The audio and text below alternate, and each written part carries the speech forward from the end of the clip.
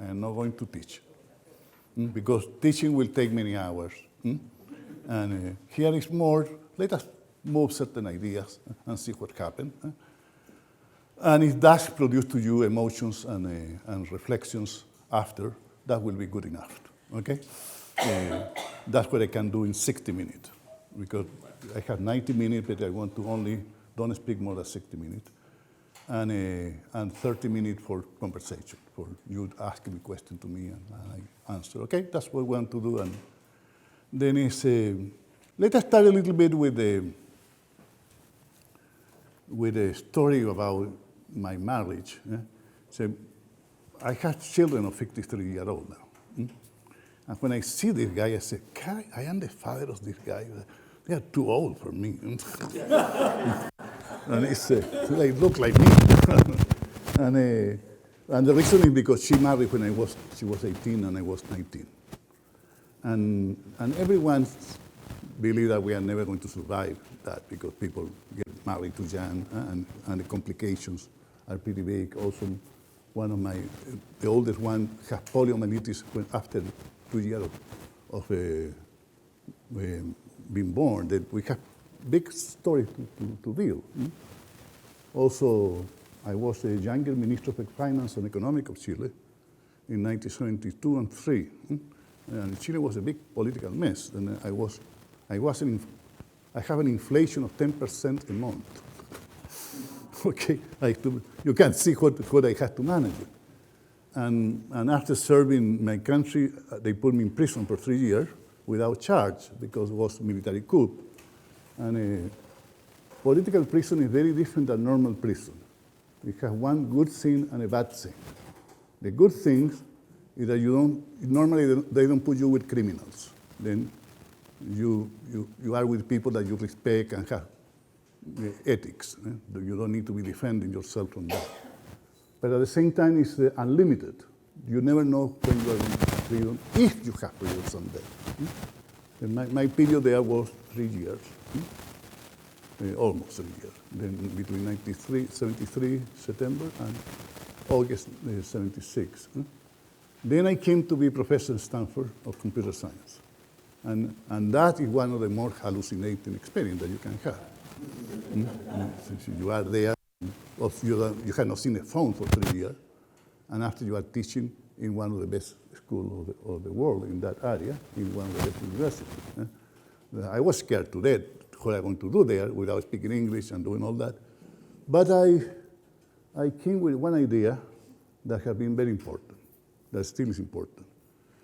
I saw before, but being there, I was invited to, you know what Xerox Park was. It was a big center of research, very close to Stanford, that Xerox company has there. And there is what the personal computer was invented, the personal computer that we know today, with mouses and icons. It was not invented by Bill Gates. It was not invented by Steve Jobs. They know how to commercialize the whole thing. But the real invention was done by people there that are not famous, but people that know the story. One of the story, the real inventor of the interface with the whole thing and team. And Xerox put a lot of money there. And you know what? They never make money with the whole thing. Because it's not enough to invent. It's important to commercialize. It's important to put the practice in the hands of people. And I believe that's very important to know. That's what Steve Jobs knows how to do. And I learned that. My tendency has been more to invent things sometimes, but sometimes I know something how to commercialize, not so bad for that. But I am not a genius for that like this other guy. And in Stanford, when I was at Stanford, I had the fortune to find one soul in which I can connect it. And most guys that are there in Stanford computer science were mathematicians. And the mathematicians said today, how are you? Nice to see you. And they want to talk to do something. They don't talk. There was a guy called Nud there, the professor of computer science. He was writing 9 volumes, and he was in the volume number 3 when I arrived there. Then he don't have time to talk with you. Huh? I believe he never wrote the 9th volume, but everyone knows that he's one of the more important computer science that ever had. The people that know about computers say this is the guy that was professor of any of the other guy. But there was one guy there that's called Terry Winograd, with whom I wrote a book called Understanding Computer and Cognition, that still is used in the computer. It was the first book about computers, human beings, and communication, really, against artificial intelligence. That was the dominating idea.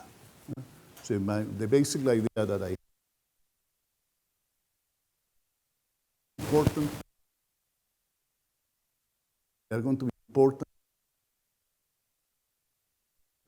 of talking that we are. And we are living now that time. But to say that in 1976 or 7 was pretty new. You need to be a weird guy from a Chilean place to say that. But also because I cannot compete with the Americans in the mathematics. I need to say what I need to find for me an identity in this country in which I cannot live with what I was before. And that's what I believe started my thinking about how you reinvent yourself. Because one thing I can do is to say I was a former minister, blah, blah, blah, blah, and living with that forever. Or you can say I was a basketball player, like many things that I did don't count anymore. And I said, well, how I do an offer? Then I need to have 2 things. I said, I need to find something abnormal that not many of the people see like important. And second, I need to be pretty good in transforming that abnormality in an offer that produces benefit and value. And I said, what is abnormal with computers? That computers should be useful for enhancing conversations, not for enhancing information. I said, human beings are not information machines. If we compete with computers like computers, we are not. Like making search, Google is better than you and me. But making meaningful interpretation of what you read, the computer cannot compete with you. Then I said, well, we need to have a partnership between the computer network and the human beings. And that's what I have been, that's the way that my work started. Then I did a dissertation in philosophy. Because there were 2 reasons why I did that. Because I realized that I didn't have a PhD. And I'm going to be always explaining that I'm a Chilean engineer. I'm not going to work. And for what I want to do, I need to have something. So I need to do something that is give me more power. And I have intuition that is language and philosophy. I don't want to tell you how I arrived to that conclusion. That already is, and it worked. It worked, and I was also very fortunate. Like we were talking about contingent encounters. One day, when I was still in Stanford, and my contract was only for 1 year, and I need to decide what to do, and to feed 5 kids, and a wife, and we don't want to move to another country. Then one day we knew that it was the start in computer science in Stanford, and after 10 years after, he has been the professor of Google. So Google was invented in the laboratory that he has. Then made him rich too, and very famous. The patent of Google has given more money to Stanford than all the patents that they have ever done before. That's to give you the proportion of the story. And in the university like Stanford, who bring money, that's an important guy. Well, that's what my friend Terry. But Terry was a younger guy than me, 3 years younger. And I have addiction for Jewish intellectual. I have 3 books. In the 3 books, I have the other part is a Jew. One from here, from Solomon, from University of Texas, Austin. He already died. We know that in Stanford, and Dreyfus in Berkeley. And now I am doing another one with Winograd again. And Winograd said to me, Fernando, let us go to Berkeley, to have a meeting. With whom? I said, well, we are going to have a meeting with graduate students there about philosophy, language, artificial intelligence, and some people from Berkeley. And when I arrived to Berkeley, I discovered that the people that were professors in Berkeley were two philosophers, and some of them were pretty famous. I believe that I knew about them, but I believe that he was British. You know, it happened to be that I was American and was professor in Berkeley. That's called John Searle. Some of you know that name? Yes. And John is the major expert in something called the speech act. And grand part of this book that I wrote is applied speech act theory. And that original comes from England. And the other was Hubert Dreyfus, that was one of the major experts in the world about Heidegger. I don't know if some of you know that if you study analytical philosophy, you don't study German philosophy. They are enemies. But they are in Berkeley. That Berkeley is a weird place. You can do this kind of thing. And I begin to talk there. Then I decided to do a PhD student in Berkeley. And I did in record time. It took me 18 months to get a PhD. But in the middle, I have an attack of pancreatitis. That was my second prison because it took me for 3 years in serious health problem. And then finally my dissertation I presented in 28 months I was PhD. And the reason it has to do because I had to feed 5 kids. That's something important. It's how you connect good thinking with urgent concern. That has been one of my secrets of success. If I only think about, I can be a dilettante. And if I don't think, you are going to come with the same idea that everyone else has. And for that, you need to have a network. And that's why I mentioned Winograd, because all the work I had done in computer is done with him. And still we are doing work there. And all my famous papers in that field, everything that Amazon do, you use Amazon? It's basically in certain software that we invent in 1978 or 9, something like this. That's called the Flores-Winograd or Winograd-Flores, depending on how you call model. And that's the way we make process and transactions in like a general phenomenon. Now, the notion of speech act are important because I want to use, you see, when we talk about language, you see, we are always thinking in sounds and words and alphabet. But if you look from there, language begins to be a big mess because you have Russian, Chinese, Spanish, English, different. I say, why is so diverse at the same time there is something that is common to all of them? Because see, animals have different way of communication. They have sound, they do things, but they don't communicate between different animals in that way. We can communicate despite they have diverse language. And that's what the speech act story is.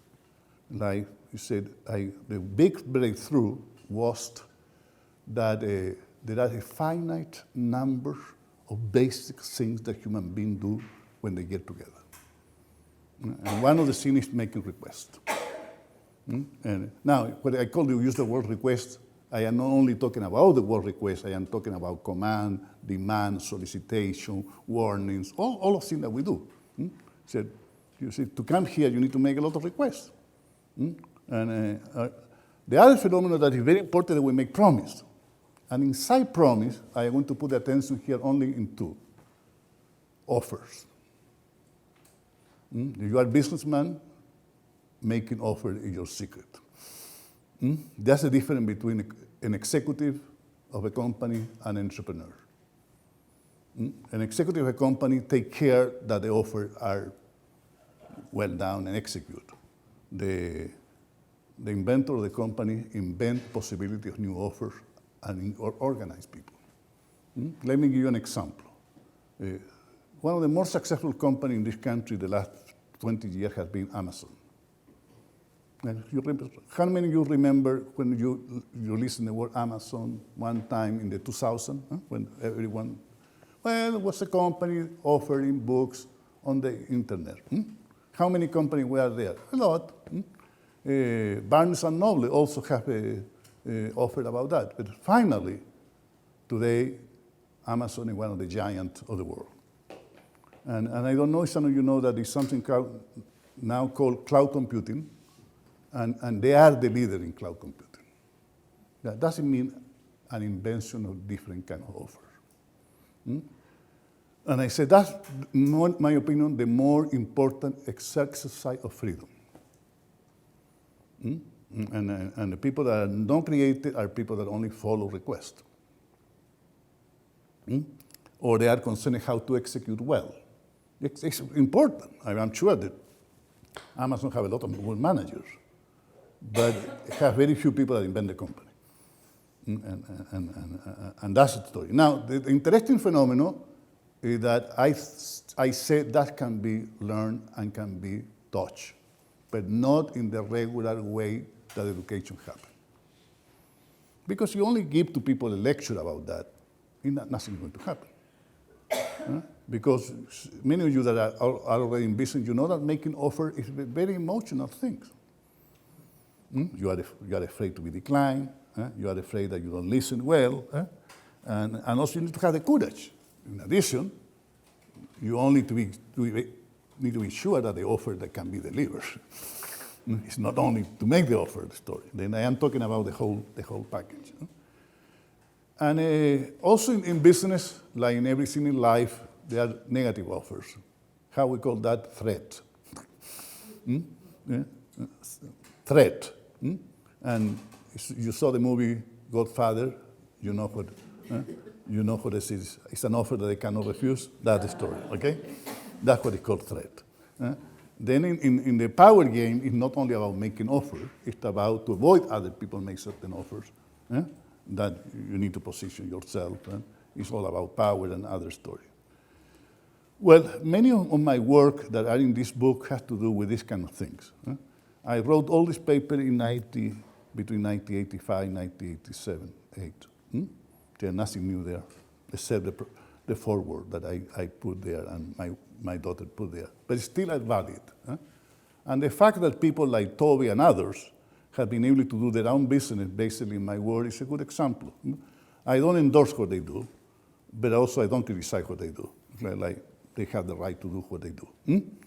But I have a different interpretation about certain other things. Let me tell you what I did after. One thing I did after all of that, one day I decided that the only way that I want to be sure that I'm doing the right thing is to have an impact on big corporations. Because big corporations are a bigger mess, and I create a company called BDA. I begin to have 200 consultants, and we only consult people that need to pay us minimal $5 million a year. If you know, I don't do it. Because I need to put a team, and I need to move the team to the place, and I need to intervene in the business. And we did very well. I created my personal wealth in that company, but at the end I get very tired, because I was like the head of the, how you call, sea command. That's the name that you put the Marine Command, can I put it the name? The Sea Hut. And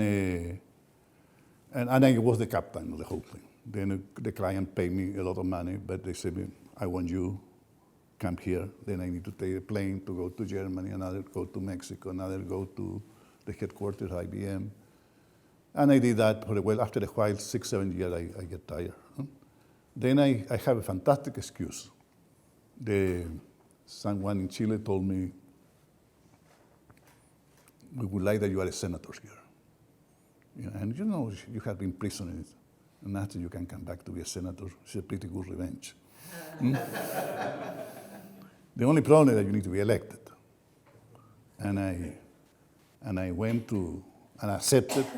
I had to win an internal election, and I accepted. And then the mythology that I have a lot of money, then I had accepted that. But then they put me in a place that was in the north of Chile. In the north of Chile is the limit with Peru and Bolivia. It took me 2.5 hours taking the plane from Santiago to go to that place. It's not Easy, it was 2,300 kilometers there. Then I made a poll. I have to see, like 8 months after. And I said, how many people recognize me, who I am? I was hoping 20%, 5%.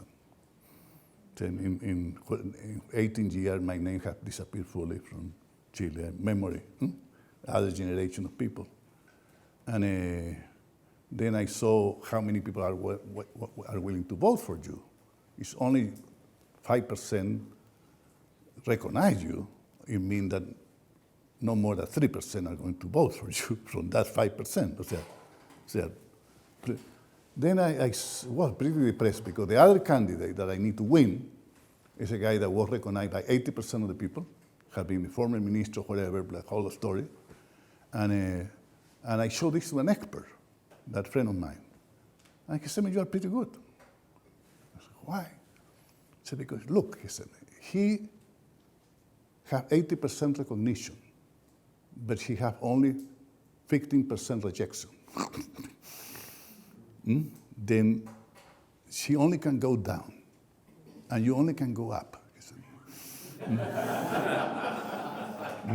Because if what we need to do is to invent your name.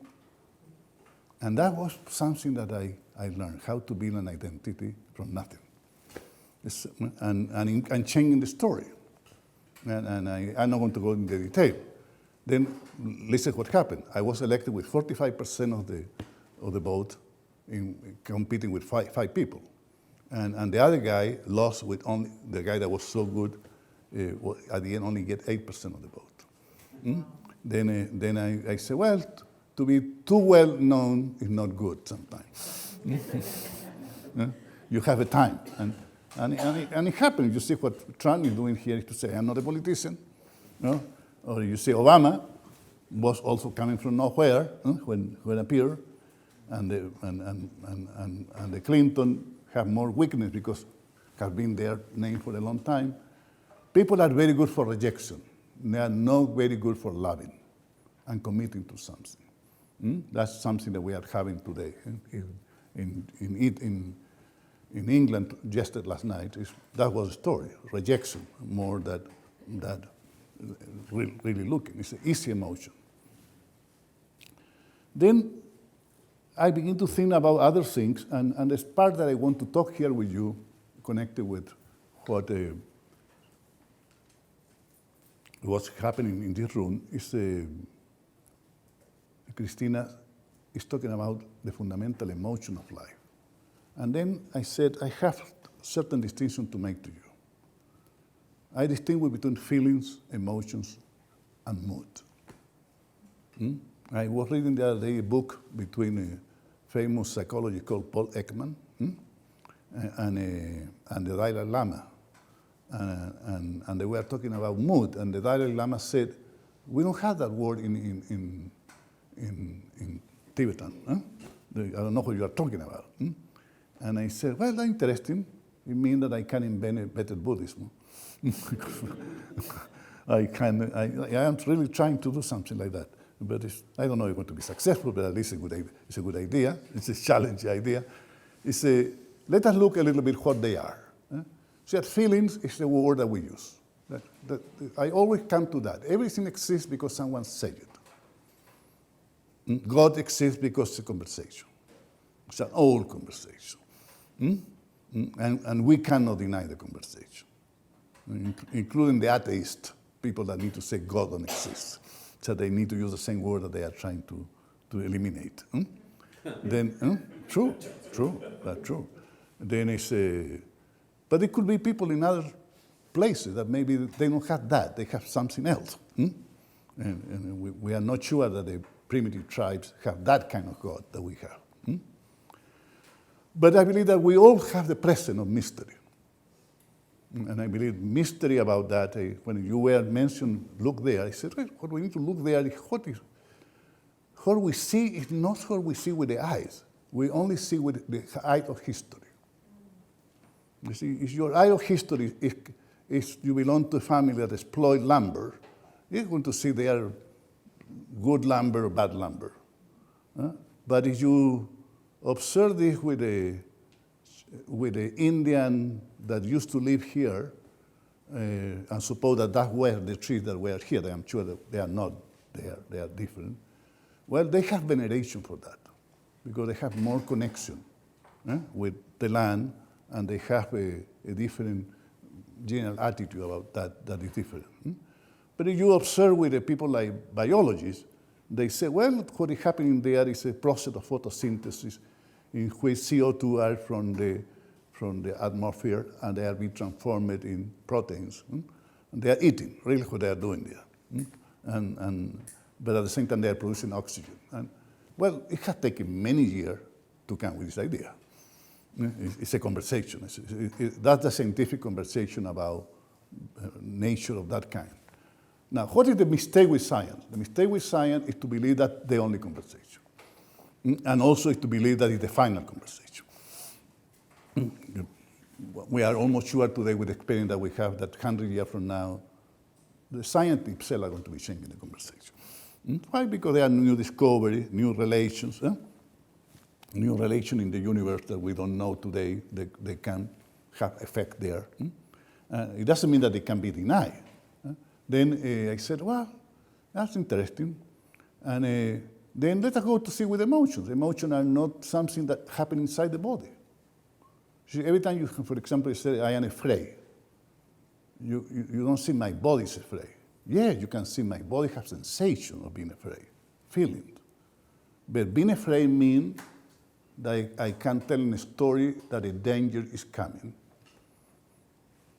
Without the notion of danger, that is an assessment. The emotion doesn't exist. Then the emotions are what I call moment of shifting conversations. And some of them are very universal, some of them are not. Like we talk about fear, need to be some story about dangers. Suppose that I said to some of you, I am afraid. You ask me why I am afraid.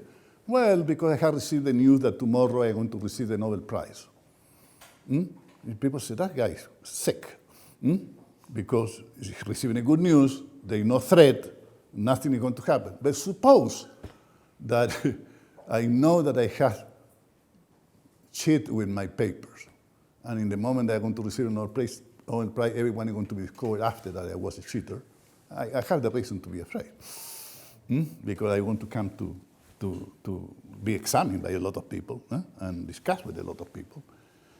Then the emotions have a rationality. And what is the rationality of emotion? Being in the world. And which is the being in the world? Being in the world with others. So love is the relation with others. Sadness is relation with a world. Then I said, we should not confuse feeling with body sensations. And there are body sensations together with emotion many times, of course. You can be fear and can feel pain here and anguish in your body. But there are two different domains. Because you can have fear without that, and you can have that without the fear, that both of them. But the more interesting part, what I want to talk here is about mood. Because mood are the coloring of space of possibilities. And I am using the word carefully, because one of the things I learned in philosophy, every word needs to be said carefully, including metaphors. The coloring means they involve your possibility and predispose you in a certain way. Like, for example, let me give you one mood that every one of us knows. How many of you, like all of us, sometimes fall in resignation? And now, we don't see resignation. Resignation is there already, ahead of you. But how the resignation is spread? Oh, it's no word to treat. I already did it. I am tired to talk with my wife about that. She's not going to hear. Or normally it's the wife that said this about the husband. But okay? And after this resignation happened for many, many years. And one day they get divorced, and then she said, I told you before, but now it's late. The whole thing is taking a different story. Then this is the difference between us and animals. We are the animal thrown to the world of possibilities, but with mood. And the possibility and the mood are connected with our capabilities. And inside that is what freedom lives. What I said, there is certain level of possibility that I call the gift of history. The gift of history is something that you don't do. It happened. I am reading a book very important that I mentioned to Christina last night. It's called The Cotton Empire. Some of you have heard that book? I'm sure that you don't read this book. The first time I see this book, I don't want to read it. Cotton Empire, written by a German professor of the history of Harvard. One fascinating book. It's a little book. And tell the story how cotton began to be so dominating force in the history of the world and the history of the country and the history of Texas. I don't know, you know that here in Texas, you still have cotton, 14% of the cotton, but it costs in money to the government $4 billion a year to pay that bill. And the 29% of the cotton, I am sure that many of you are using cotton here, but cotton in the 19th century was the center of the world economy and was the center of the way that the British make money producing textile like Monopoly and producing the whole story, and was the story how Louisiana and Florida and all of that and slave came especially to that. It's a fascinating story. You see, then mood don't belong only to individuals, belong to historical spaces. What is happening now in England and in Europe is a different mood. And because there is a different mood, the pound lost 12% of the value at 8 o'clock today. I don't know how it's now going. But everyone knows that the world changed. If the event happened and produced mood, and because produce mood, people produce different interpretation of possibilities. Then I said, well, why this is so important and no one talk about that? And we don't train ourselves to recognize mood. We don't work ourselves to cultivate mood. We don't learn ourselves to orchestrate mood. I want to repeat 3 words: recognition, cultivation, and orchestration. In the presidential campaign that is going now in the States, you see Trump has been very good to destroy the mood of some people. Remember how the name that he put to Jeff? The lack of energy guy. Or he called the other guy Marquito, or what's the name? And he's trying to do always that. The problem that style has that if you exaggerate the mood talking, the mood begins to change. So the mood are powerful when they are invisible. If they begin to see that they orchestrate, people create distrust. And they begin to see what is behind the mood. That's what I said, the people that are better for orchestrating mood are the movie musicians, the people that make the music of movies. These are the guys that really know about mood. Then I said, well, but if we want to change the world, we need to attune to the mood and shift the mood. And I don't want to talk too much more about that because I would like that you do. And how much time I have now, according to my controllers? 25 minutes, how much I have talked? We've been talking for 30 minutes. 30 minutes, okay. Then I have to do two, three more provocation, and I am ready for talking. We need to learn that. Then let us talk a little bit about education now for a moment. I was talking with Jeff before, and we were talking about one of the sons of the family here. And I said, a lot of very intelligent kids get bored in the undergraduate school. And they get lost. And they get depressed. Raise your hand how many of you have children or relatives that you have seen that. They are intelligent guys that get totally confused in the story. And we should blame them. We should blame us. Us, the parent that pay enormous amount of money to send them to expensive school sometimes. But we don't want, we believe that they are going to give you knowledge. And this is the thesis I want to tell you. Knowledge, like source power, is obsolete. Used to be, but not anymore. The internet take care of that. So the great difference is that the people that know how to use the internet for knowledge and the people that don't know how to use the internet for knowledge. And for using something, you need to have questions. The internet is never going to give you questions. It's going to allow you to have answers. Then the questions depend on your commitments in life. And the school are not giving you capacity to have commitments. People, professors are interested to have tenures, for which they need to be expert, for which they need to write papers, and they don't talk with the students. And how I know very clear that recently I have one of my grandchild that have 18-year-old, is in UCLA, finished his first year. He was a very bright student, used to talk with me a lot, and after certain practice that he had in a laboratory the year before when he was in high school, said, I am going to be a world-class biotech and I'm going to be a great physician. Was ready. Well, after 6 months in UCLA, began to get disappointed. By two reasons. Reason number one, the teachers don't have time to talk with them. 150 people classes. Second, the classes that he has to take are not available. Then he needs to go to something else. Then it's the whole university is concerned about the dorms, the food, the place, but not about the soul of the kid.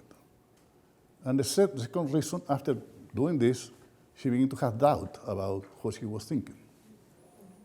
Then I said, maybe I want to be an artist, maybe I want to be, happily I am behind him. And I said, well, are you going to study philosophy? He said, no. Philosophy is only for old people. I never know one guy that studied philosophy that is not crazy, except if you do something before. You were a musician, you were a dancer, you were a military, you were an engineer, then you can do philosophy. Because the philosophy reflects you. But if you don't have nothing to reflect what you are going to do. True. Then you're going to try to get rules, and philosophy is not the same like science. You know, the philosopher of this kind has this opinion, philosophers of this kind have other opinion. It's very easy to get lost there. I said, I can do that part. I can orient you, and then I'm having a conversation. But I have another friend of mine that have a son that have graduated from Stanford, undergraduate, with a great degree. You know what they're working? Like bartenders. And losing, and after she was working for the campaign of Sanders in Northern Carolina, lost. Because the only way that the whole thing can work is you have purpose and commitment. And commitment only is born from history and for desire to serve people. Because you cannot have purpose for you. And you need to have experience. Of course, there is a years in which you can change that. But in some moment, the whole thing needs to appear. That's why I said, in my case, the more successful thing that happened to me is that I married at 19.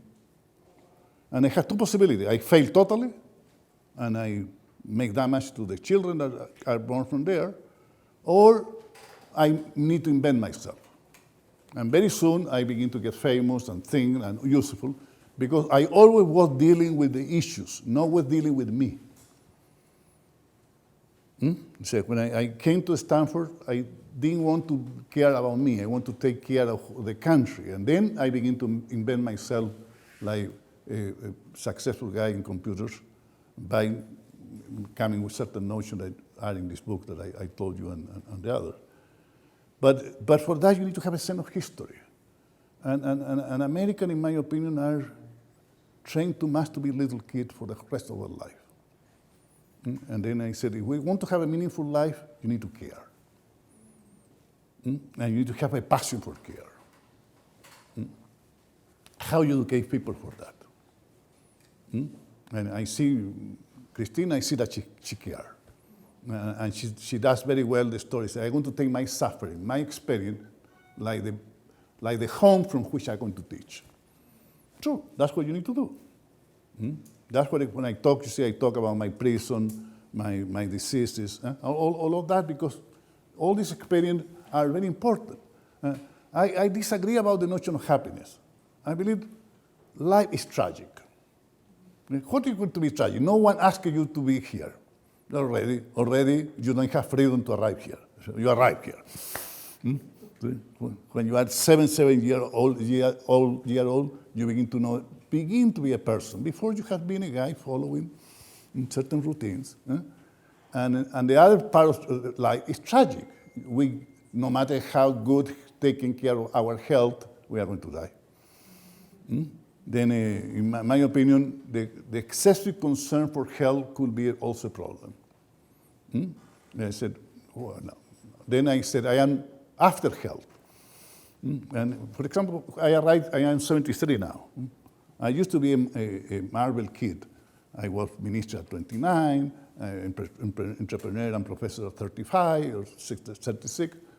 But now I know I'm going to die. And you know what? I want to enjoy that. I don't want to suffer the story. And enjoy not the same phenomenon that to have. And the first thing that we need to learn to get old is to have courage to die, to have courage to getting old. And how you are going to do it by having a meaningful life. And a meaningful life is not only about accomplishment, it's also about failure.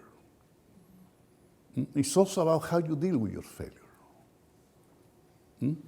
Clear? It's like, for example, suppose you have divorces and things like that. Well, you can take this like a failure, or you can take like an adventure of life that happened there that you know how to repair after.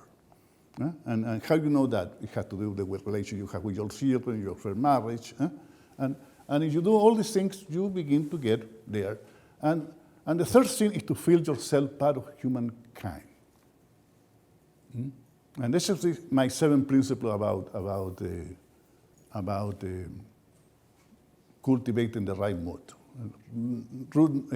I am sure I sometimes have coincidence with Christina, sometimes not, but let us try to see, and after that other day we discuss, okay? The first one is a reverence for the mystery of life, of the mystery of the world. So we live in a small planet that was created like 4 billion years ago in a universe that apparently, for what they say, because it's all story, it's not final fact, too, it has 14 2 billion years. And the whole question is what happened before that? No one has answered for that question. No one knows how to answer that question. So we are in the middle always of what I call the mystery. Science is not about the mystery. It's only observing certain recurrences and making inference from there. But the whole thing is incomplete. That's why I like the word in English, awe. That is it's a wonder with reverence. The second one is gratitude to belong to the mystery of life. Now, we are brothers and sisters with these trees that are there. They are not things, really.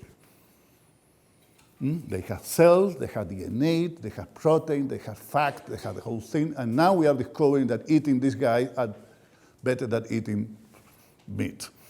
It's taken a long time to discover that. But the origin of life comes from there. The apes that were our four parents were more vegetarian than us, for sure. Meat was only for kings like lions and Leroy Jones. It's a big guy that need to be doing that. Then the third thing is that how you deal with the resignation of life. You need to have, and the whole the name that I have for this is the mood of enterprise. So no matter what happens, you can undertake an enterprise. And in the everyday life of a company, you need to attack the resignation that begins to surround the company. When the resignation is pretty big, we have a bureaucracy. And the bureaucracy is always interested in perpetuating themselves. Bureaucracy are very bad for historical change. And that's what is happening today. We have accelerated change. Then bureaucracy cannot work. Right? You see, a great part of what's happening in England is a complaint against the Brussels European bureaucracy that put too many rules and they make the whole thing there. And then the people say we cannot control immigration because there are rules about immigration. To manage it by rules, sooner or later produce bad mood. You need to produce something in which certain capacity of reinventing the self is there all the time. The other mood that you need to cultivate is what I call love for future generations. So it's not only love for your children. That's good. You need to have that. We need to be egotists about the children. But I have an experience now, very interesting. I have one grandchild. She's an American girl that don't live with me. I saw her once in a while. And I saw her, she's blonde and blue eyes. And I said, do I have something to be with her? But I discovered she has my eyes. Then she gets on. Yeah, because when you are grandfather, you are now sharing the heritage with 8 people. Around 8 people, no? And I said, well, then you begin to be part of the humankind again. Nothing you control anymore. And if you look at ideas for the past, they happen the same. So I have my last name is Flores, but it's only one of the name that I have. The name of my mother was not Flores, and my grandmother was not Flores. Then I can put 8 different names, and if I put more, I don't know what I'm going to do. And I did a genetic analysis of my gene, the cheap one, not the expensive one. A company called 23andMe. I don't know if you have seen that company. They do very fast. And I discovered I have 70% European origin and 20% of Native American, like many of the people of South America. In South America, we are more mixed than here. But also up here, half 1% of African, North Africa. Then I have been investigating. I said, what is kind? I could be a Berbere, or I could be an Arab, or I can be a Jew. Because all these things happen in Spain. You know what happened? Because they went to Spain from the north of Africa, and they were there for 700 years. Then the story, I said, well, why we don't enjoy that? Why don't we enjoy that we belong to the adventure of humankind? And then I said, I begin to invent a philosophy that is basically, Christine asked me to say a couple of things about this. I said, let me say 3 or 4 fundamental things. Statement number 1, we don't see objects with our eyes. We only see distinction that history has given to us. And I hold our eyes are our fundamental way of being that give us the fundamental prejudice that allow us to be the way that we are. And I am using the word prejudice in a very scientific way, also serious way. Prejudice means what is going before the judgment. That's what means prejudice. And it could be a bad prejudice, it could be a good prejudice, it could be without prejudice, you cannot have mastery. Clear? Like some of you are in real estate, how do you learn real estate? By learning with another guy, by watching, by committing mistakes. But after 30 years of working, you can say to yourself, I have my right prejudice. I'm not going to change that easily. That's what I mean by that. And the only way you can get mastery is that you need to have prejudice, but at the same time you have opening. And then to be aware of what history is doing to you is very important. And there we have a failure in our education. We believe that history is a collection of data about the past irrelevant for you. No, our history is in our language, in our mood, in our habit, in the way that our relation happens. But at the same time, we are not victims. We are not zombies of the past. That's why we have freedom. Then the second part is that we have responsibility. That we cannot use history like the excuse. That's the story. But at the same time, we belong to a historical movement that is always in movement. Okay, I am in the right time. And then I believe that you have enough about the mood and the cultivation of good mood. Let me tell the last thing about education, and I'm going to show a little video to you. Can we show the video to? Okay, I'm going to say one thing, and we are ready. I distinguish between information, knowledge, skills, and sensibilities. Let us go to deal with that, and after I will show you a video about that. Information is data from the past that you received there. Like, for example, there was election yesterday in England, and they get 52-48. That's information. Now, information by itself don't produce concern. If you say that to a guy that don't know nothing about that, he say, what is that? Not important. But I have one of my sons live in England, married with a British woman. For him, he wrote today, I have a 2-year-old son. He said, my son went to the bed last night, and I am not so sure that he will have a European passport like I have. Yeah. He see a lot of concern. He's not thinking only for him, he's thinking for his children. Then knowledge is something different than information. Knowledge has to do with producing effective action. So you know something when you produce something. Now, how you produce something? The easy way. The easy way is that you follow procedures. You know how to do this because you know how to operate. You know how to drive a car. You know how to follow instructions. But let us give an example of a difference. Everyone, no, not everyone, because I cannot do it, but most of you can do it. It's everyone can take a book of cuisine. How do you call that? A cookbook.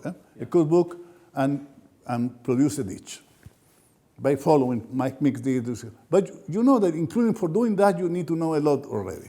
To know how to use the machine, to follow the instructions and all that. But you never produce a chef that way. And you don't produce a master chef of a real restaurant that way. Because if you have seen the real chef, they have 20, like orchestra director. He watching many things simultaneously and taking care that happen, but it's also exploring. It has questions. They have a whole theory about taste. They explore. There are combinations. Now they know science. But chefs are only happen by cultivating traditions that after they renegade. You get what I said? Yeah, you are going to be a chef, you need to have a master chef that you work for, sooner or later. And after you go to another one, and you're going to learn another piece. And renegade means at the end you are going to make your own game, but you already have cultivate a tradition. So the Japanese sushi master is never going to be a French guy, clear? And maybe in California you can do the kind of stuff. But here, here you see the people talk about barbecue with a passion that I don't find in other places. Or what is the other? Gumbo. It's another thing that I went to Houston and people eat gumbo and where something this and they say, what is this crazy thing? But the gumbo, they do that. Because you see, then skills and sensibilities belong to traditions. And skills are body dances. I don't have my right shoes here, but I can dance tango with Gloria a little bit. Now, we don't compare with you, we are pretty good. Compared with the guys that really dance tango, we are beginners. But it took me like 150 hours to begin to have minimal skills. Then skills are embodiment. And the secret of the skills is that you dance with the skill without thinking. But not thinking doesn't mean not being aware. In the same thing that you see famous basketball players that they don't know how you do it. They don't look the whole thing, and they do it. Yeah? And they do 3 points and sing marvelous things. The skill need to be cultivated and practiced. But you need to cultivate and practice inside traditions. That's the role of the gurus and the teachers and the masters. And there is something else that I call sensibility. The difference between sensibility is that sensibility is something that is like the way that virtues and vices work. You need to look in small detail, and you already have the exquisite answer for the situation. And then sensibility is also embodiment. You don't need to think, but you have the right action in the right moment when it's solicited, without thinking. And many times it's an innovation. For example, I do that when I'm doing public speaking, like here. Sometimes I come with ideas I had never thought before, the articulation never thought before. That's why it's good to tape it. Look that, and I want to see again, because now you begin to reflect. Then I said, how we teach people cultivate sensibility if we spend the whole life teaching knowledge? Then who is the enemy of produced class people? The universities. Because they don't teach skill and sensibilities. There are exceptions. School of Medicine, School of Architecture, sometimes they have that. Music for sure. But the average people, I study engineering, and I didn't learn any interesting. I learned formulas that I apply, and after I get a stupid guy going out of school trying to find situation for my formulas. Then that's why engineers are pretty bad for listening people. And we engineers, we need to listen people, because every word of engineering is a practical, active scene in the world. You need to listen client, you need to listen the state, you need to listen government, you need to listen public, etc., etc. Then the question is how we do that. Now, the other part that we need to learn is, for learning mastery, you need to unlearn many things. And the difficult part is the unlearning. Because the unlearning goes against your ego. Your pride, your sense of yourself is in doing very well what you already do. Then in some of the classes that I do today, one of the stories I do, I destroyed habits in a way that the new thing can be put together. And that needs a relation of the teacher with the student of trust that allow to do that. Jeff, you did the West program with us, no? And then I need to destroy the pride of famous pilot. That need to be playing a game, killing little demons, not real enemies, but the emotions were real. And the conversation are real. And if you do that, at the end I would say the more important skill for the future, if not knowledge, is sensitive conversations. Then this book that I give you is the volume 1 of a series that I want to write. This is Conversation for Action. I want to, after Conversation for Conflict and Story. And I want to also, Conversation for Innovation, for inventing new things. And after, I want to talk about Conversation for Poetry. Poetry means for me, no poetry in the normal sense, is the pure illumination that happens mysteriously in conversation with people. I have, some people call that epiphany in how you cultivate epiphany. I have an experience that I want to tell you, and this is the last thing I'm going to do, and I have to show a picture, and we finish there. They said, when I came to study philosophy in Berkeley, I know I have a very small amount of time. I cannot spend the 5 years, 6 years that many of the people are there doing the PhD. And I don't want to be a philosopher. I want to be an architect of software, because I believe that the only way I'm going to make the money that I need. And I know it's an opportunity. But I have been already minister. And one of the things that I learned, the difference between being minister and being a normal guy, is that everyone was looking what I say. But also they were looking what I don't say. And you realize that the big journalists are always pushing that in interviews and things. And I say, why? I cannot have the answer, because the notion of information doesn't allow me to do that. The notion of request doesn't allow me to give the answer. When I study philosophy, I came with the answer. I said, to be minister is to have monopoly for declarative power. If I make certain declarations, like you change reality. I don't know, you know what, the way that happened the scene in England. No one asked this referendum. It was a declaration of the First Minister that they should do that. Well, you know what happened? Now he made a second declaration, resignation. Yeah, because he created the mood in which he cannot be more Prime Minister again. Then I begin to see that we human beings have the capacity to invent worlds together, for good and for bad. And that's only language. That's not the language of words, it's the language of listening. That's why a guy that don't have language can invent language. Like, for example, the famous physicist, what's the name? Hawkins, no? Hawkins don't talk, but he produced language. He produced distinctions that people take seriously, and he can make you a PhD in physics. He has the power that I don't have, because he is full professor of Cambridge.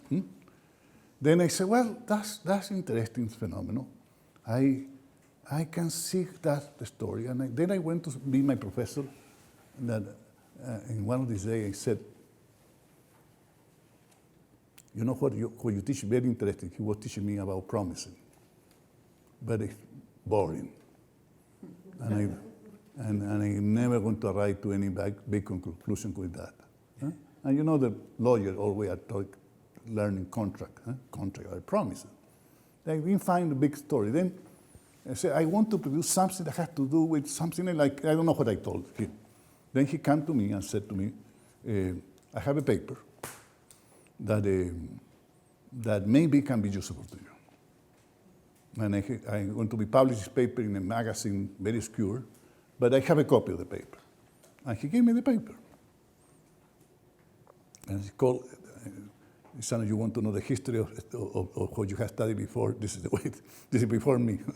It's called a taxonomy of illocutionary act. How many of you know that by listening that word, you already get sick? Taxonomy of illocutionary act. Well, that was the technical name. Then I read the paper, and I don't get anything.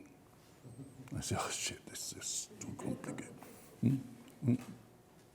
You can find this paper, John Searle, the name of the author. Then I found the paper, but I am a guy very stubborn, and I said, I'm not going to read again. And I blame myself because I don't speak English well, maybe that's why I understand the paper. But I knew there was something. I read the paper like a month after again, second time, and you know what happened? The paper began to talk to me.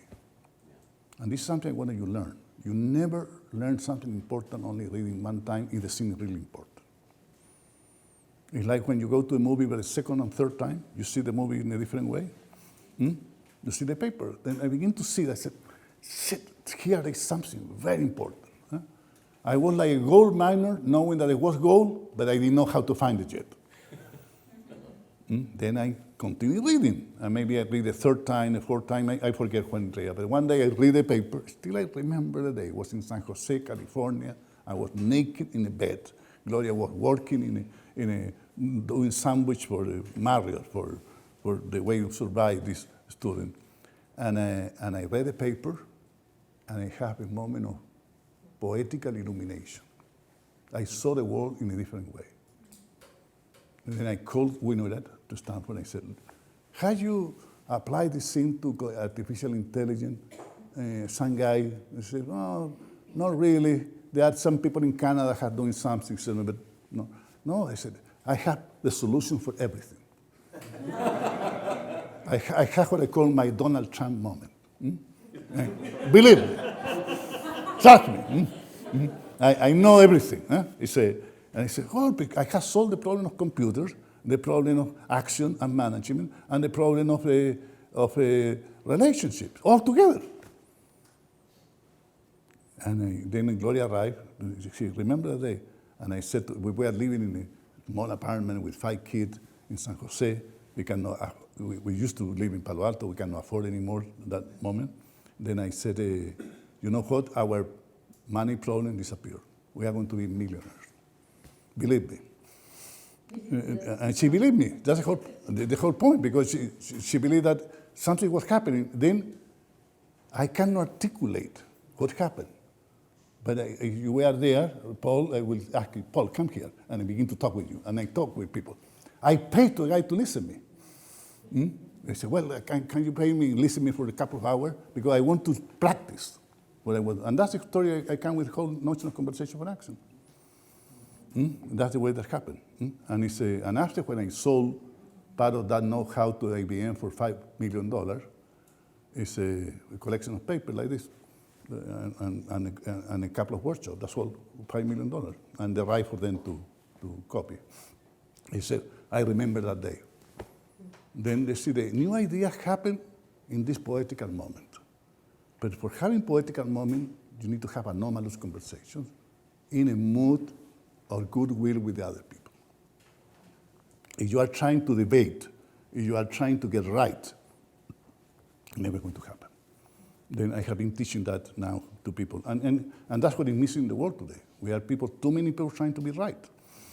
It cannot happen. Okay, let us go to do the story. I want to show something and make one comment, and I believe I am on the right time for. Hey, it's me, Destin. Welcome back to Smarter Every Day. You heard people say... Stop a moment, please. Can come back. I need to say something I forget. What you're going to see here is 7-8 minute tape that I found in the internet, someone sent to me. And I want to discuss with you what skills are and what unlearning is. That's the part of the story that I wanted you to get, okay? Yeah, okay, let us go. Hey, it's me, Destin. Welcome back to Smarter Every Day. You heard people say it's just like riding a bike, meaning it's really easy and you can't forget how to do it, right? But I did something. I did something that damaged my mind. It happened on the streets of Amsterdam, and I got really scared, honestly. I can't ride a bike like you can anymore. Before I show you the video of what happened, I need to tell you the backstory. Like many 6-year-olds with a MacGyver mullet, I learned how to ride a bike when I was really young. I had learned a life skill, and I was really proud of it. Everything changed, though, when my friend Barney called me 25 years later. Where I work, the welders are geniuses, and they like to play jokes on the engineers. He had a challenge for me. He had built a special bicycle, and he wanted me to try to ride it. It only took 20 minutes. When you come in the hard to ride, the wheel goes to ride. I thought this would be easy, so I hopped on the bike, ready to demonstrate how quickly I could conquer this. And here he is, ladies and gentlemen, Mr. Destin Salmon. First attempt riding the bicycle. You can see that I'm laughing, but I'm actually really frustrated. In this moment, I had a really deep revelation. My thinking was in a rut. This bike revealed a very deep truth to me. I had the knowledge of how to operate the bike, but I did not have the understanding. Therefore, knowledge is not understanding. Look, I know what you're probably thinking. Destin's probably just an uncoordinated engineer and can't do it. But that's not the case at all. The algorithm that's associated with riding a bike in your brain is just that complicated. Think about it. Downward force on the pedals, leaning your whole body, pulling and pushing the handlebars, gyroscopic precession in the wheels,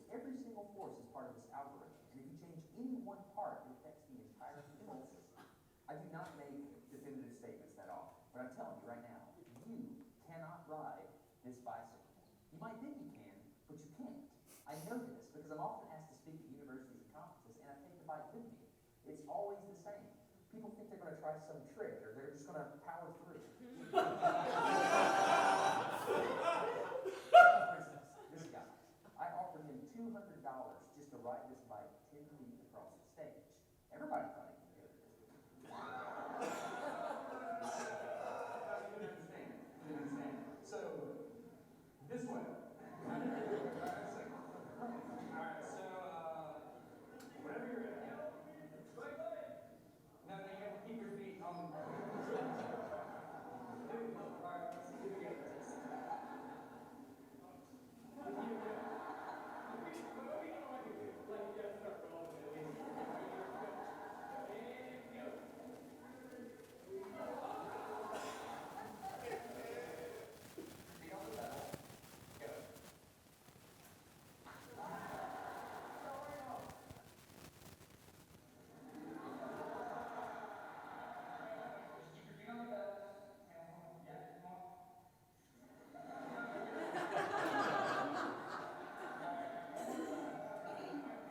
Once you have a rigid way of thinking in your head, sometimes you cannot change that, even if you want to.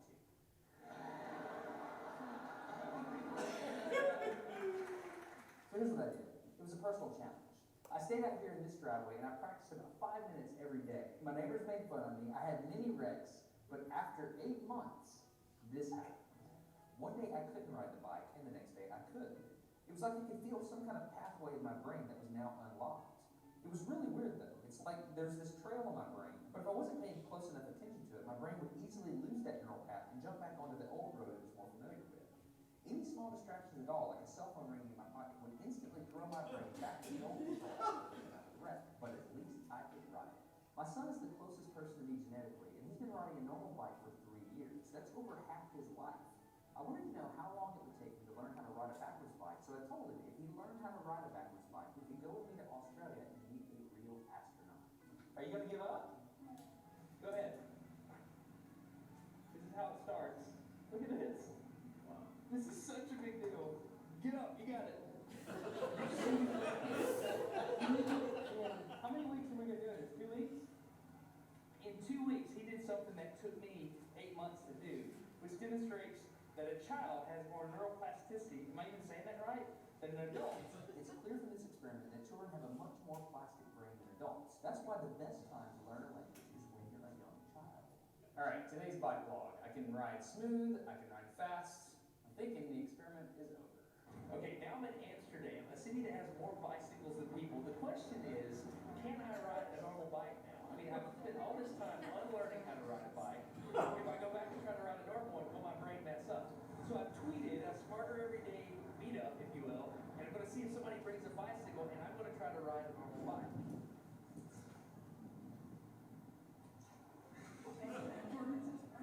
This was one of the most frustrating moments of my life. I had ridden a normal bike since I was 6, but in this moment, I couldn't do it anymore. I had set out to prove that I could free my brain from a cognitive bias. But at this point, I'm pretty sure that all I proved is that I can only redesignate that bias. So what you're not seeing is just a group of people here looking at me, looking at the strange American. Because they think I'm dumb. Because I've learned and unlearned. All right. After 20 minutes of making a fool out of myself, suddenly my brain clicked back into the old algorithm. I can't explain it, but it happened in a very specific moment. I got it. I'm back. Oh, hold it. I got it. Okay, there it is. There's the moment. Okay, everybody. I tried to explain this to the people around me, and they just didn't get it. They thought I was faking the previous 20 minutes, and I couldn't get anybody to believe me. That looked like I faked it, didn't it? Yeah. Just a face. You think I'm faking? You don't believe me. You think I'm lying, don't you? I'm not lying. I felt like the only person on the planet who had ever unlearned how to ride a bike, and I couldn't articulate it to anyone because everybody just knew that you can't forget how to ride a bike. So I learned 3 things from this experiment. I learned that welders are often smarter than engineers. I learned that knowledge does not equal understanding. And I learned that truth is truth, no matter what I think about it. So these are... Yeah, the conclusion is not so good. Okay, do you like that one? Yes. Well, there are a lot of lessons that you can see. Skills need to be exercised. Secondly, a skill needs sometimes a learning other skills. And that's why when we are adult, it's more difficult. Because we already have a lot of skills, a habit incorporated. But the good news is that you can do it. Because one of the things that we know now, we know that about neuroplasticity, that before we believed that the circuits were almost rigid when we were adults. No, we can do that. And in learning sensibilities and skills, in conversation is the secret, more important story. And in cultivating new habits and also getting new vices. Now, I know you are working with health in the afternoon, and I have probably with health myself in the past, and everyone has. The more difficult to change habit. Because habits are neurosensor motor circuits connected with certain kind of identities. And that's why normally for changing habit, it's more easy to change in group. Because the group reinforced in a different direction. But if you only want to change habit by commitment and following rules, it's not going to work. Most probably going to fail. There are very few people that can do it that way.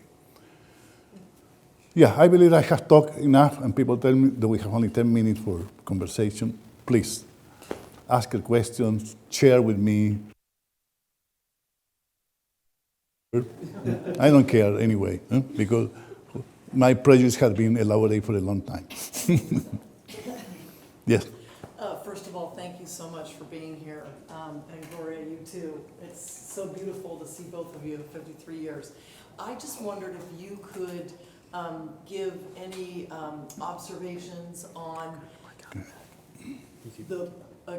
the bike. Is it possible for him to be able to ride that bike the traditional way and then the new way? Yeah, I think it's possible. I believe he did it. I don't know what happened, but I believe what you need is to continue practicing. I saw in my family, you see, we have in the member of the family are people who speak only Spanish and or very little English, and vice versa. Only English, and the grandchildren speak both language, because not all the grandchildren speak both language. But they know how to accommodate to the different relatives immediately.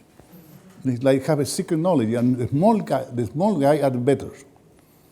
The Uncle Bill, they speak English. With the uncle, the others speak a different story. I believe you can be bilingual and trilingual if you have now. It's easy for younger people, for sure. But it's also, with the community, also more easy to do. And here we are not talking about skills like sport, like this case. The skills that we are talking about here are ethical skills. A skill about how we deal with others and how we deal with ourselves. And my experience is that I said, this is my experience that I have. When I want to show certain things, at minimal I need to do a skill practice with 4 or 5 months. I need to invent a context in which that happened, a game, whatever. And if I want to produce wisdom, I need 2 or 3 years. Because I need to change also these courses. People get very, very dogmatic about the discourse that they are familiar. And they are not willing to invest things. Now, my experience that not many of us can be expert in 10 or 12 discourses, but we can learn how to have conversation with people that come from different discourses. And by doing that, we can accelerate our understanding. And sometimes we move from one discourse to another. But it's an investment. It's a learning skills and sensibility. It's a learning that need time and involvement. And that's why the involvement is very important. You need to be for the sake of what you are doing this. It is not, it's only curiosity. And curiosity, only curiosity produces dilettante. Don't produce mastery. Okay, Margaret, good. Yes, Christina? Something that I observed, I think, is in the practice of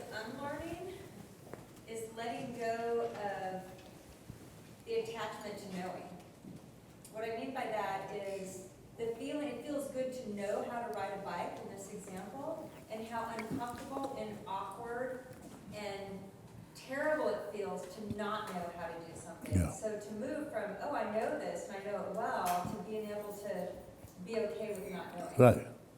But that phenomenon, you see, it can be helped because I am doing certain course with all people that are PhD, with big universities, all engineers, of different kind. The looking good is so big that they cannot be beginners. And the best way to kill them is to put younger people to play. And younger are, you look stupid and they look story. But what happens is that they don't have there. Like, for example, in certain games, I don't know, you have played computer social games, you are killed. Now, the good part in the game, you can resuscitate. Not a big deal. Then I have a grandchild of mine, this is many years ago, maybe 10 years ago. And we were playing the game, and he used to die many times. And I said, but he was a very good player at the end. All the time, you see, the final result were very good. And he said, that's the fun. The fun is to be killed, then I learn faster. But they don't have the ego involved. And if you don't have that story, then I didn't want to be killed at the beginning. I know I can resuscitate, but it was my looking good story. And I am a philosopher, and I know about these things. Still, inside there were all these feelings. Then, if you begin to look there, and you need to teach people that this is the good news. If you have enough hours of practice, the scene will evolve, and the beginner begin to make sense. That's why I said tango. I said, tango is a difficult dance. You can, but 100 hours, I can teach you how to dance tango. But at the beginning, you are going to look like elephant trying to dance. But it's okay. But at the end, you see, you are going to show the style.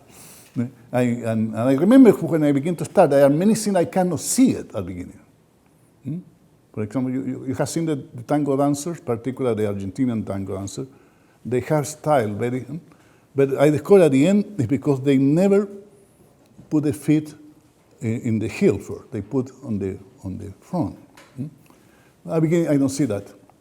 Then I begin to try to do it. At the beginning, it don't work. But finally, begin to work, and suddenly you begin to feel attached. Then the teacher can tell you many things that you cannot listen before. So there are many things that the teacher only can show you by showing it, not by giving an order. And then your body begin to feel it. That's what I call you begin to be part of the tradition.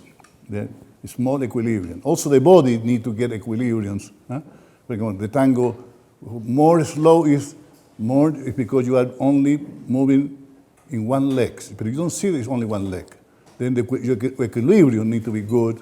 Your body work need to be there. Before it is not, you cannot do it. But you learn that. But you need to have a passion. And I have a whole theory about why I dance tango. So I don't have the same passion for salsa or for others. It's for that. Anyway, someone else? Please. I was intrigued by a statement that you made in the introduction about seeing the world 10 years into the future. Yeah. Well, it was a mistake that she did with my wife together. Is really I cannot predict the future, but I can anticipate it. I make that distinction. I wanted you to know that. My business anticipate, not predict. Anticipate is more like having the sensibility to see in certain details how the reconfiguration of power are happening. And if you know other conversations that are happening and you begin to get together, you have a great chance that you do that. And finally, you find the people. You see, this is the story. Like, see, when I was working on this thing about philosophy, there were only 5 or 10 people in the world that were talking about speech act that really count. And I was very lucky that I found the best guide in the field. Or I was studying biology, I know a couple of people that were there. Then by knowing what I call the abnormal emerging interpretations, you have a chance to see part of the future that will come. And you can commit mistake. And sometimes it's relatively easy. Like, for example, I am sure that drones are going to change the planet for logistics, but I am not sure that it's going to happen in the United States first. I'm sure it's going to happen in countries like Australia, where they don't have this urban problem and terrorist problem so much, and they have enough space in which to have experimentation with drones are going to be usable. But then I am watching, for example, what Amazon is doing, because Amazon is putting a lot of money there. I know some of the people that are behind the ideas. Then by doing that, then you need to follow people and you need to follow conversations, and after that, you can figure out, and then you have the vision to do that. But it's always going to be incomplete, because no one can handle the totality. Like, for example, I am sure that global warming is going to be one of the phenomena that is going to change many relationships. And it's the wrong name. Global warming is, my opinion, is the wrong word, because we believe that the problem is warming. No, the problem is changing the whole ecosystem and the way of life and the relations and the story, and that is going to produce a relation with energy different. Well, follow that stories around there. I remember, for example, a conversation very interesting that I had with a guy that is now the Secretary of Energy of the United States. And I know him before he was Secretary of Energy. He was professor at MIT, and he was on charge of the energy problem. And 2 months before he was appointed Secretary of Energy, because it was the second period of Obama, he never told me that he was going to be Secretary of Energy. But despite that, I was in his house, and he visited Chile and all. But I asked him to give the following question. He said, it's called Ernst. I said, Ernst, when is going to happen something with the weather and the climate? Because it looked like nothing moved. And you know what he answered me? He said to me, the problem is not technological, it's diplomatic.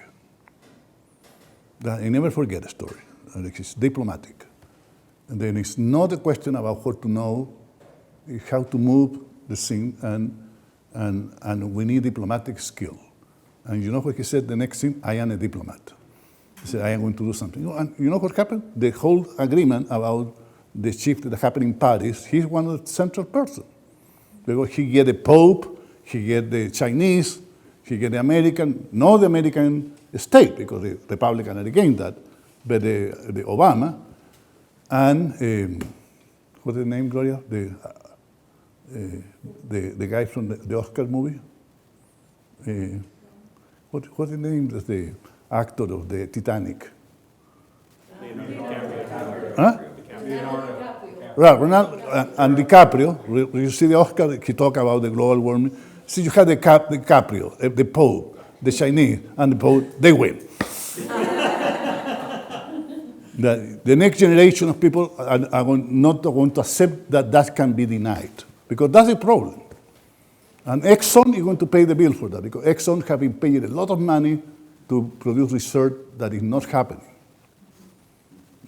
Now, you know here, you live in every place you are seeing shift of weather that produces disaster and whole.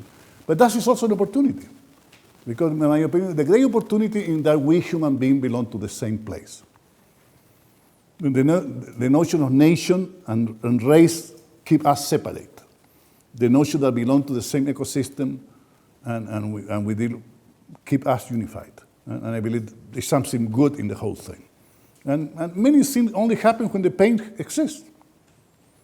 That's why I said behind pain, there's opportunities. Yes? So as I was writing my notes, I was thinking about sensibility. And so I think of sensibility, I don't know if this is a universal way of defining it or not, but sort of. So sure, no, nothing is universal, that's for sure. Okay, so if sensibility to me implies an emotional response, evaluating the world. So do you think that innovation, or I just posit this and see what you think about this, is innovation and invention an emotional response to being in the world, or is it purely an intellectual one?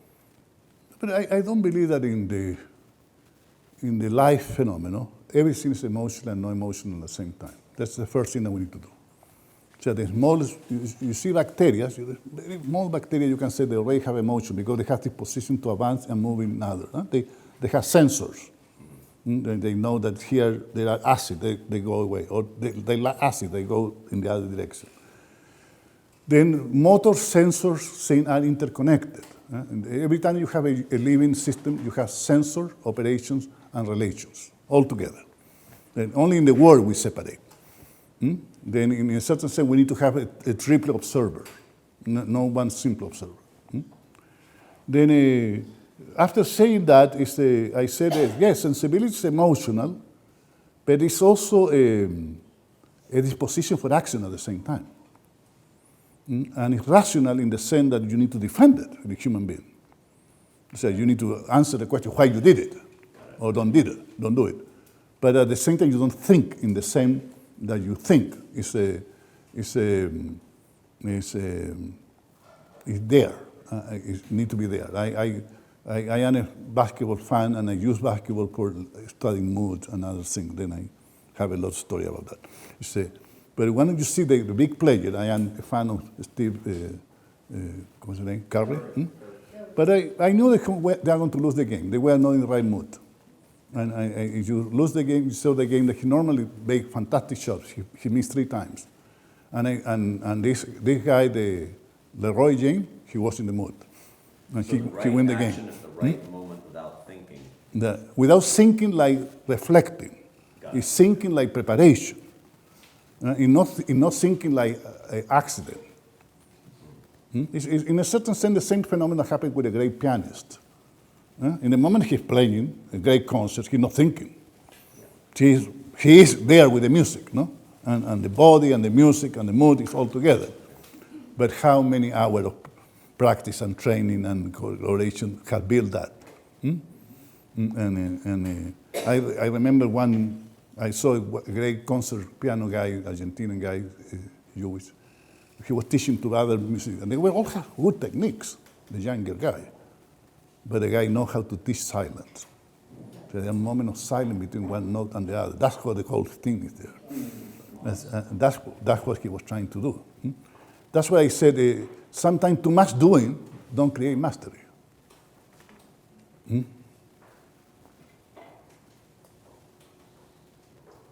Okay, we are on time?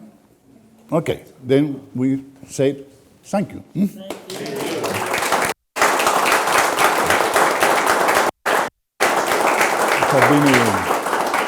It has been a pleasure to be here, and I want to make a thank you to Cristina and Jeff and Tamara for the invitation. Okay, thank you. Thank you. Okay. And my plan, Fernando, so that we made a request of this group to have a conversation around a particular topic. Willing to give us the topic. Yeah.